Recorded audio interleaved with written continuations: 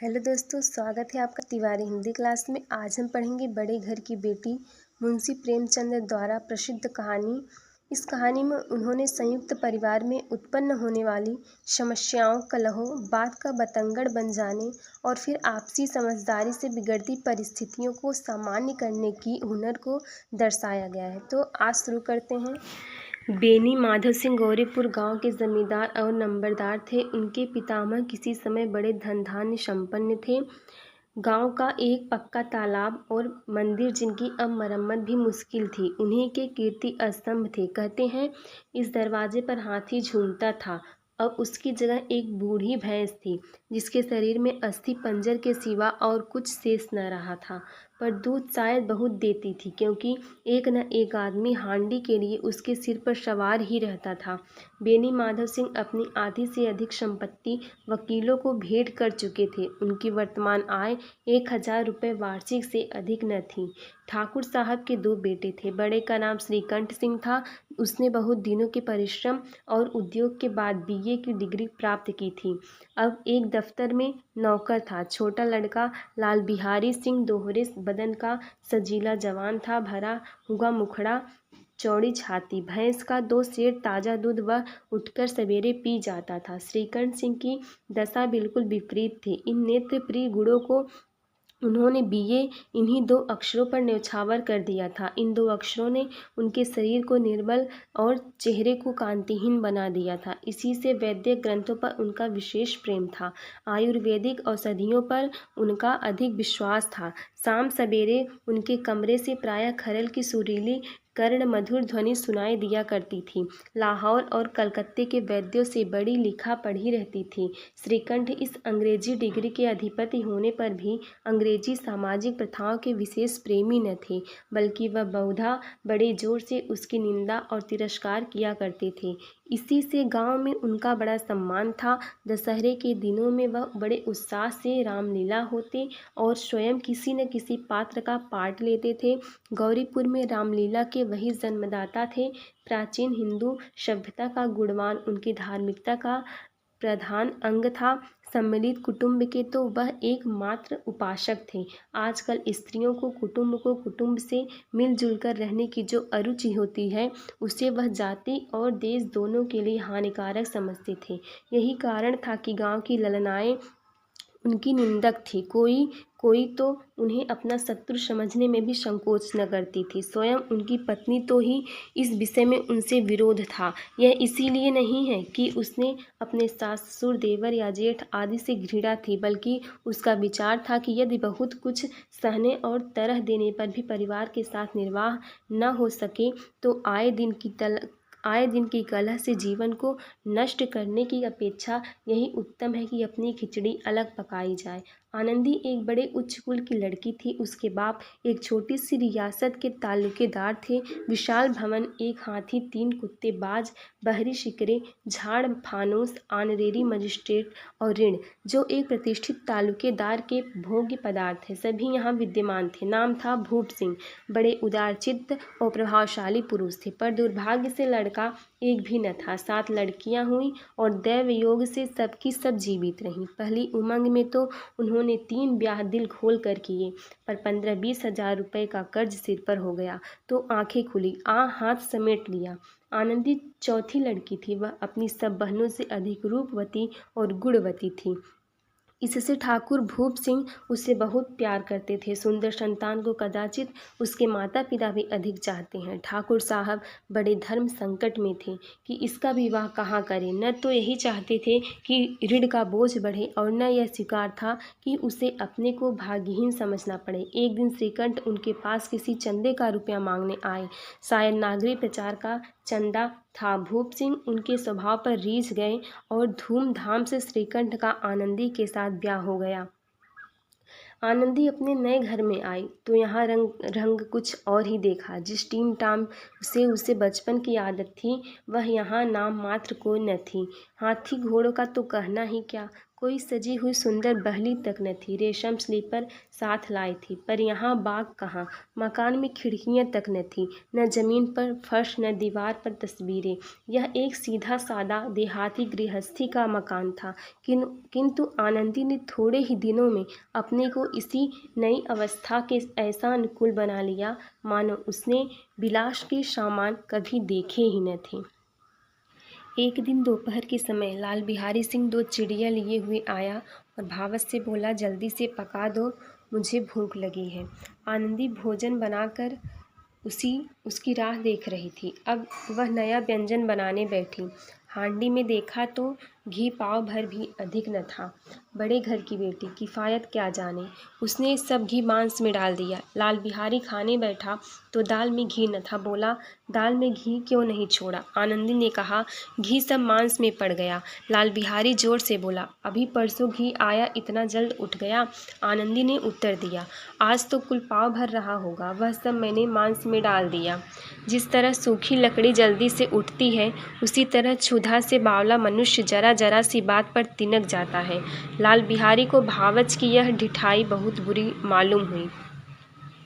तिनक कर बोला, मैके में तो चाहे घी की नदी बहती हो, स्त्री गालियां सह लेती हैं, मार भी सह लेती हैं, पर मैके की निंदा उनसे सही नहीं जाती। आनंदी मुंह फेर कर बोली, हाथी मरा भी तो 9 लाख का, वहाँ इतना घी नित्य नाई कहार खा जाते हैं।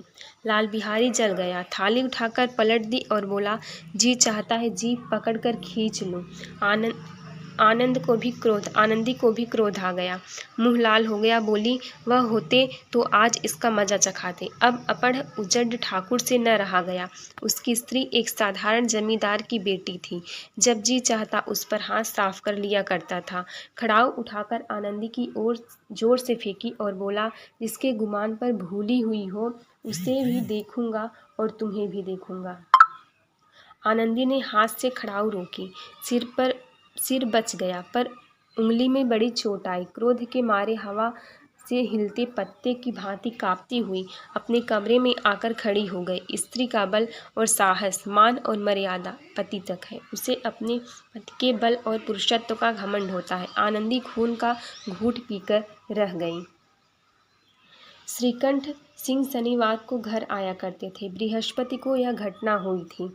2 दिन तक आनंदी कोप भवन में रही, न कुछ खाया न पिया, उनकी बाट देखती रही। अंत में शनिवार को वह नियम अनुकूल संध्या समय घर आए और बाहर बैठकर कुछ इधर उधर की बातें, कुछ देश का काल संबंधी समाचार तथा कुछ नए मुकदमों आदि की चर्चा करने लगे। यह वार्तालाप 10 बजे रात तक होता रहा। गांव के भद्र पुरुषों को इन बातों में ऐसा आनंद मिलता था मानो खाने पीने की भी सुध न रहती थी। श्रीकंठ को पिंड छुड़ाना मुश्किल हो जाता था। ये 2-3 घंटे आनंदी ने बड़े कष्ट से काटे। किसी तरह भोजन का समय आया, पंचायत उठी, एकांत हुआ। लाल बिहारी ने कहा, भैया आप जरा भाभी को समझा दीजिएगा, मुँह संभाल कर बातचीत किया करें, नहीं तो एक दिन अनर्थ हो जाएगा। बेनी माधव सिंह ने बेटे की ओर साक्षी दी, हाँ, बहू बेटियों का यह स्वभाव अच्छा नहीं कि मर्दों के मुँह लगे। लाल बिहारी, वह बड़े घर की बेटी है तो हम भी कोई कुर्सी का हार नहीं। श्रीकंठ ने चिंतित स्वर से पूछा, आखिर बात क्या हुई?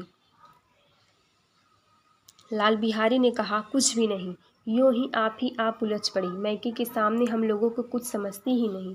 श्रीकंठ खा पीकर आनंदी के पास गए। वह भरी बैठी थी।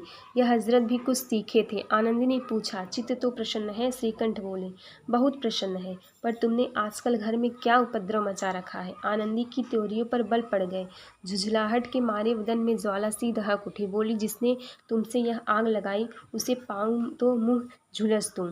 श्रीकंठ, इतनी गर्म क्यों होती हो? बात तो कहो। आनंदी, क्या कहूँ, यह मेरे भाग्य और फेर हैं, नहीं तो गवार छोकरा जिसको चपरासगिरी करने का भी शहुर नहीं, मुझे खड़ाऊ से मारकर यूँ न अगड़ता। श्रीकंठ, सब हाल साफ साफ कहा तो मालूम हो, मुझे तो कुछ पता ही नहीं। आनंदी, परसों तुम्हारे लाडले भाई ने मुझसे मांस पकाने को कहा, घी हांडी में पाव भर से अधिक न था, वह सब मैंने मांस में डाल दिया। जब खाने बैठा तो कहने लगा, दाल में घी क्यों नहीं है? बस इसी पर मेरे मैके को बुरा भला कहने लगा। मुझसे न रह गया। मैंने कहा कि वह इतना घी तो नाई कहार खा जाते हैं और किसी को जान भी नहीं पड़ता। इस बस इतनी सी बात पर इस अन्यायी ने मुझ पर खड़ाऊ फेंक मारी।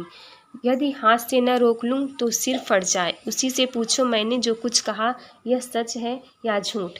श्रीकंठ की आंखें लाल हो गई। बोले, यहाँ तक हो गया इस छोकरे का यह साहस। आनंदी स्त्रियों के स्वभाव अनुसार रोने लगी, क्योंकि आंसू उनकी पलकों पर रहते हैं। श्रीकंठ बड़े धैर्यवान शांति पुरुष थे।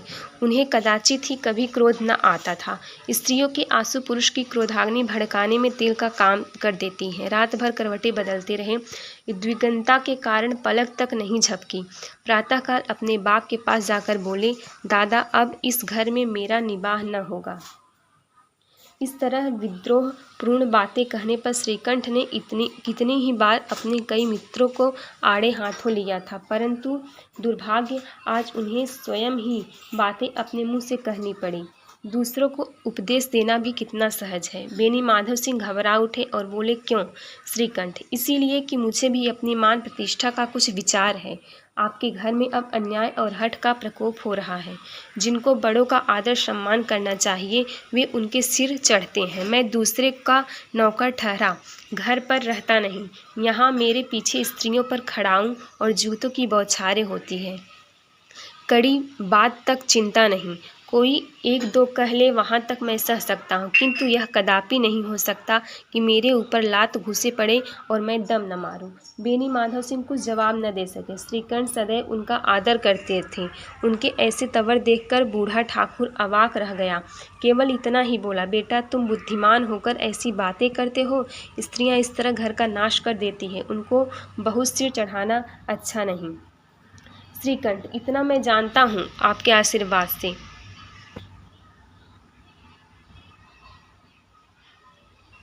श्रीकंठ, इतना मैं जानता हूँ आपके आशीर्वाद से। ऐसा मूर्ख नहीं हूँ।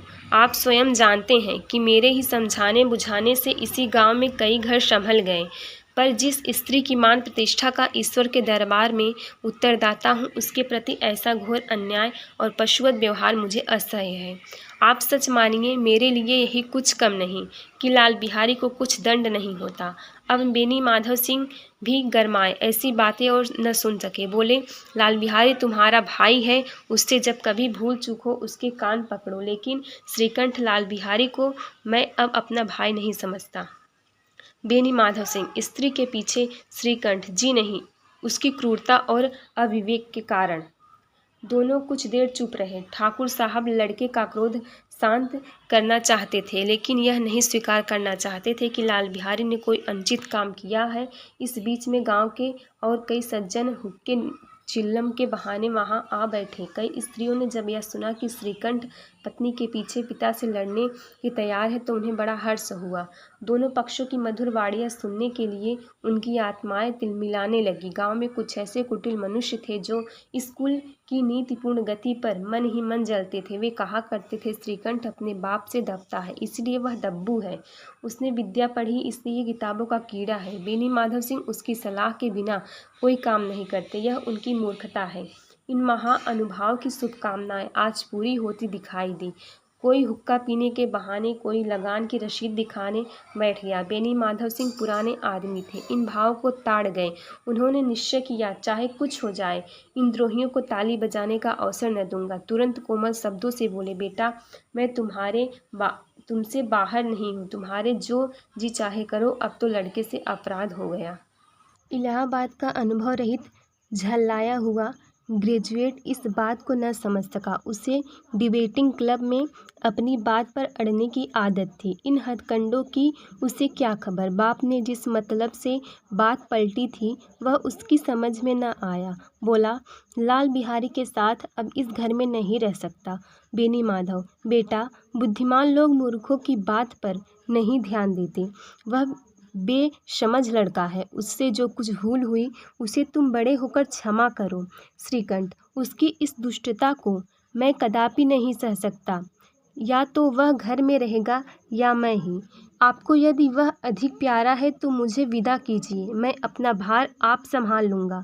यदि मुझे रखना चाहते हैं तो उससे कहिए जहाँ चाहे चला जाए, बस यह मेरा अंतिम निश्चय है।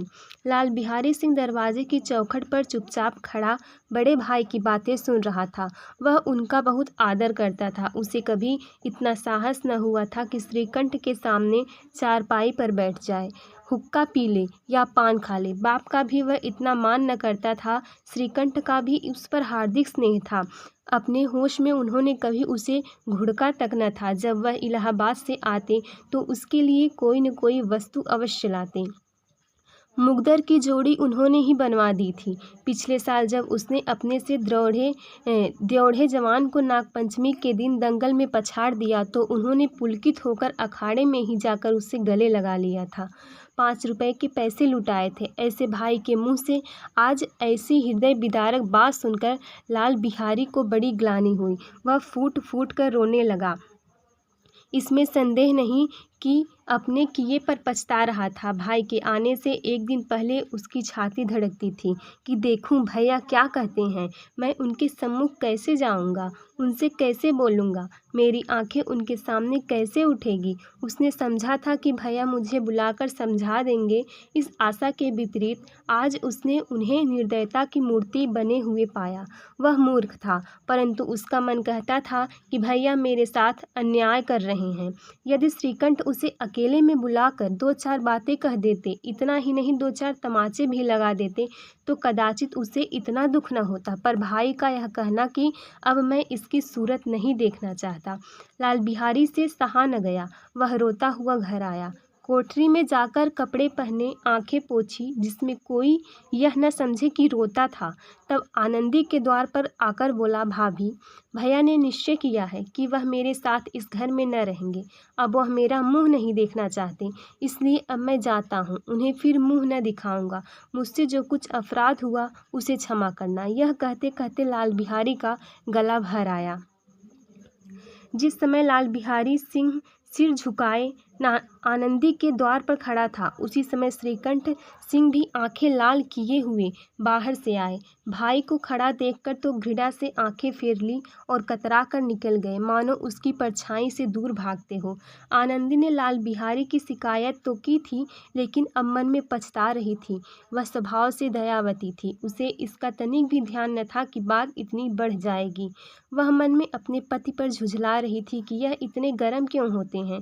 उस पर यह भय भी लगा हुआ था कि कहीं मुझसे इलाहाबाद चलने को कहें तो कैसे क्या करूंगी। इस बीच में जब उसने लाल बिहारी को दरवाजे पर खड़े यह कहते सुना कि अब मैं जाता हूँ, मुझसे जो कुछ अपराध हुआ क्षमा करना, तो उसका रहा सहा क्रोध भी पानी हो गया। वह रोने लगी। मन का मैल धोने के लिए नयन जल से उपयुक्त और कोई वस्तु नहीं। श्रीकंठ को देखकर आनंदी ने कहा, लाला बाहर खड़े बहुत रो रहे हैं। श्रीकंठ, तो मैं क्या करूं? आनंदी, भीतर बुला लो। मेरी जीभ में आग लगे, मैंने कहाँ से मेरी जीभ में आग लगे, मैंने कहाँ से यह झगड़ा उठाया। श्रीकंठ, मैं न बुलाऊंगा। आनंदी, पछताओगे, उन्हें बहुत ग्लानि हो गई है, ऐसा ना हो कहीं चल दें। श्रीकंठ न उठे। इतने में लाल बिहारी ने फिर कहा, भाभी, भैया से मेरा प्रणाम कह दो। वह मेरा मुंह नहीं देखना चाहते, इसलिए मैं भी अपना मुंह उन्हें न दिखाऊंगा। लाल बिहारी इतना कहकर लौट पड़ा और शीघ्रता से दरवाजे की ओर बढ़ा। अंत में आनंदी कमरे से निकली और उसका हाथ पकड़ लिया। लाल बिहारी ने पीछे फिर कर देखा और आंखों में आंसू भरे बोला, मुझे जाने दो। आनंदी, कहाँ जाते हो?